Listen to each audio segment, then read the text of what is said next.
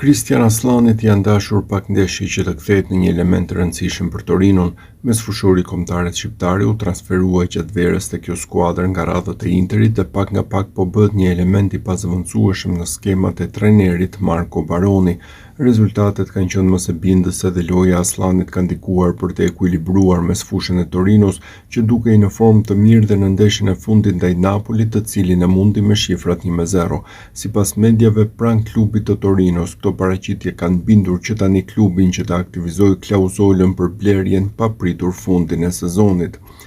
Aslani kaloi në formë huazimi me të drejtë blerje në radhët e klubit të Torinos, që shpenzoi 1.5 milion euro për huazimin dhe pritet të shpenzojë edhe rreth 12 milion euro të tjera për kartonin e tij, pa harruar këtu që Zikaldërve u mbetet gjithsesi 20% e vlerës së përgjithshme të një shitje në të ardhmen të mesfushorit.